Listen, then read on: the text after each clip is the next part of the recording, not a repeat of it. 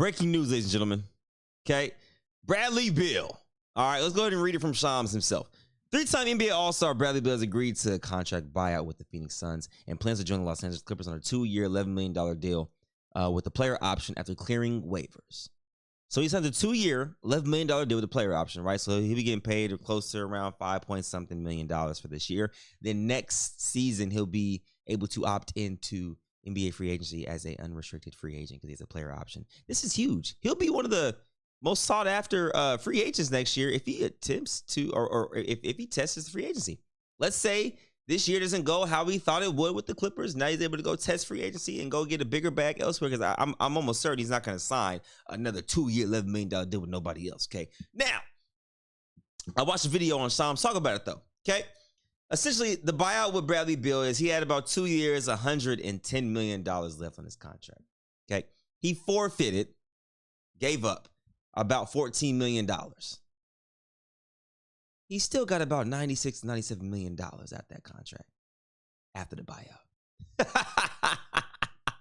So, of course, him taking a 2-year, $11 million deal is like nothing because he got that $96 to $97 million cashed out from that buyout. You dig what I'm saying? So what I'm saying is this.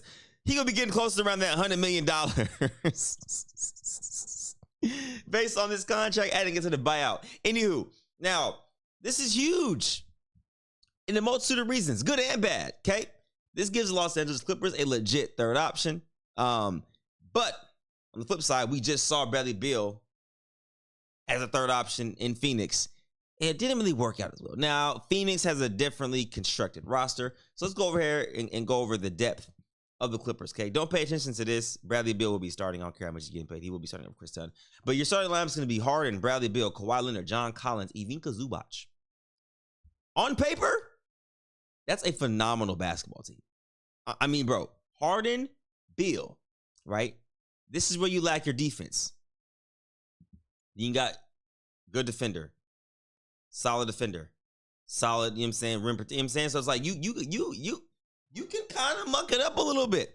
All right, so you got Harden, Beal, Kawhi, Collins, Zubac, and then off the bench you got Bogey, Chris Dunn, Derrick Jones Jr., Nicholas Batum, Brook Lopez. Brook Lopez, Batum, Derrick Jones Jr., Dunn, and Bogey. If you're on a tanking team, like that's low-key a starting five.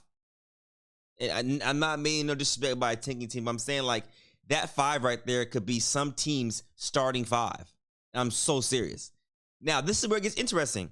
Chris Paul is still out there. There's rumblings that Chris Paul can sign and might sign with the Los Angeles Clippers going back, you know what I'm saying, to where he had some of the best years of his career. Imagine Chris Paul coming off that bench. So then it'd be Chris Paul, Chris Dunn, or to be Chris Paul, Bogey, Derrick Jones Jr., Batum, Lopez.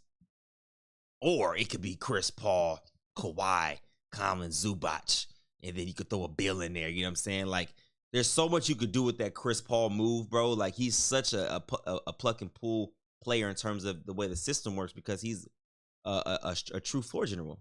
He doesn't really need to be scoring. Like, he can run a team, so he can run that second unit. If Harden comes out, he can still run that first unit. It could be something really special. That'd be huge there. Now, back to the Bradley Beal situation. All right. So the thing with Bradley Beal that's so interesting to me, man, is I'm always happy when someone gets their money. You know what I'm saying? I love it, bro. Get your mother effing money. But we got to be honest here. People are thinking this is the championship contender move. And as of right now, I'm not going to overreact. I don't think this is the championship contender move. What I will say is this, though. This could be a championship contending roster. Do you understand what I'm saying? The difference there? And I'm not saying it only because of Beal. Even without Beal, you still have Derrick Jones Jr., Batum, Lopez, Bogey off the bench.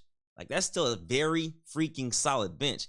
Now you add Beal. It's going to be interesting to see how Beal plays with Harden and Kawhi. Harden can play off the ball a little bit. Like I'm saying, he could play the assist role, of course. Like, he can dish in and play make for his guys. Kawhi's going to want to score.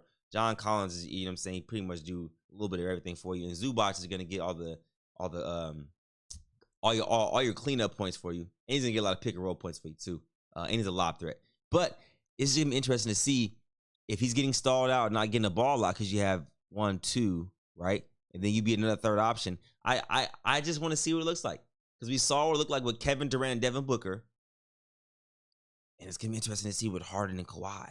Now, it's not the exact situation. I mean, same situation. But it is a little bit similar. I will say the big difference here is he's going to be playing for a coach in Tyronn Lue, who knows how to figure some stuff out.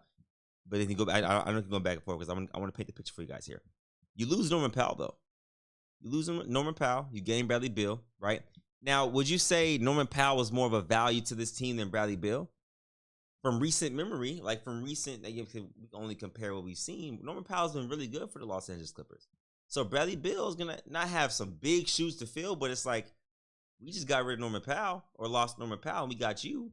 You know, we expect you to do more than Norman Powell. Essentially, this is what they're saying. So it's going to be really interesting, though. But this signing right here was huge. Bringing Brook Lopez off the bench. Twin Towers, dude. Twin Towers, bro. Like, you pull him away from Giannis. He joins Zubac off the bench. This right here is huge. John Collins. I mean, bro, I got number love for that. John Collins is my dude, man. I remember in 2019, we were doing a horse video for House of Highlights back in All-Star Weekend in Charlotte.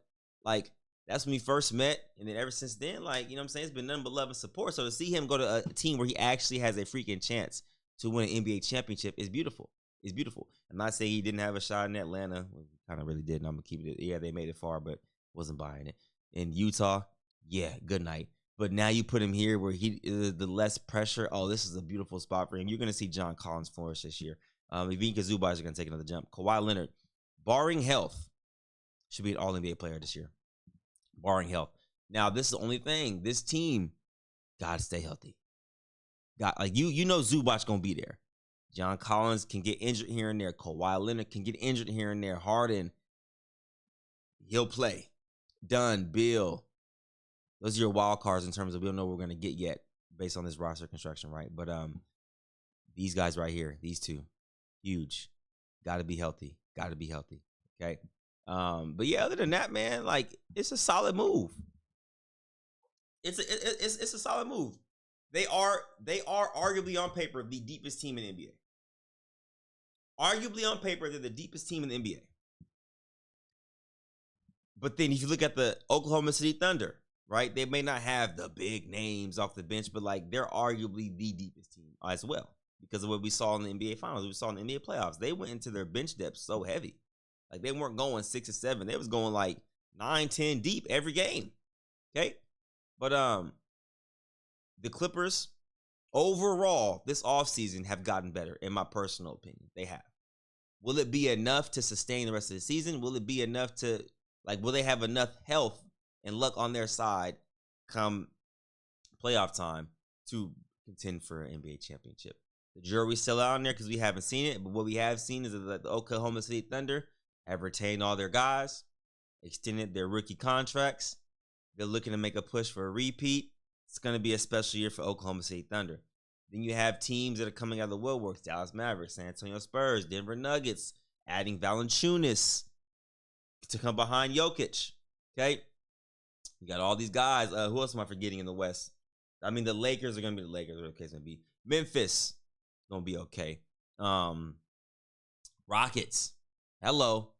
Now, you talk about a team who got deeper and it actually makes sense for their roster construction. The Houston Rockets, it's going to be a scary team to watch because now they got their actual go-to scorer that they didn't have last year or the year before that. So, there's the West is just so deep, bro. The West is just so deep. The East is top heavy. The West is 1 through 10. 1 through 10, literally, bro. So it's going to be interesting to see what happens. Al Horford, of course, is still out there. We're waiting to see what he does because if he signs with the Warriors, that could be a very big signing for them. Yeah, age or not, I don't care about the age of that. Like the Warriors tend to make some shit work always. It's just their system, the way their system works, man. So Al Horford, if he signs with the Warriors, that'd be pretty huge in my personal opinion. But if Al Horford goes to the Lakers, that'd be pretty huge as well. We're still waiting to see what happens with LeBron James and the Los Angeles Lakers. As of right now, it looks like they're trying to deal him. That's what all the rumors are saying, but I'm not buying it. I think LeBron James will be in a purple and yellow jersey come training camp, in my personal opinion. If he gets traded, I don't think it won't be until before the All-Star break, and he has a no-trade clause, so of course he has to approve it. So either way, he still has all the power in his hands for this year specifically. After this year, he'll be a free agent. because he didn't get a one-on-one option, so he didn't get any guaranteed money for next year. So we'll see what happens with that. But yeah, man, congrats to Bradley Beal for having an opportunity, and I truly mean to win the NBA championship. This is his opportunity. I don't know if it's his last one, but this is the best opportunity he's had. Even playing with John Wall in the East, like that wasn't a championship team. They weren't going to win a championship for keeping it 100. You know what I'm saying? Keeping it a brick with you. But yeah, I like this move, and I'm kind of worried at the same time. So we'll definitely come back to this and regather the information. I mean, once we have more information and once we see what they look like on court together, I think we'll be able to make a better judgment, or you know what I'm saying, on the way the team looks and how they will look moving forward. So let me know in the comments what you guys think, man. Bradley Beal, good or bad move, or you don't know yet. I'm kind of in the middle. I think it's good, and it could be bad. I mean, it can't be bad, but I think it's good more than bad. But also there is some cons to it, of course. As every move in the world, there's always pros and cons. But yeah, I need to see more before I make my legit, like, okay, yeah, this ain't gonna work, or you know what I'm saying? So we'll see. I'm excited to see it though, man. Shout out to NBA for making this just, well, first of all, this isn't NBA. Never mind. But shout out to the NBA in general. Parity is back, man. Like, you know, we don't know who's gonna win year by year. That's kind of cool to see, but I do want the dynasties to come back. But that second apron is not letting it happen. Appreciate y'all. Love y'all. Catch you next one. Sayonara.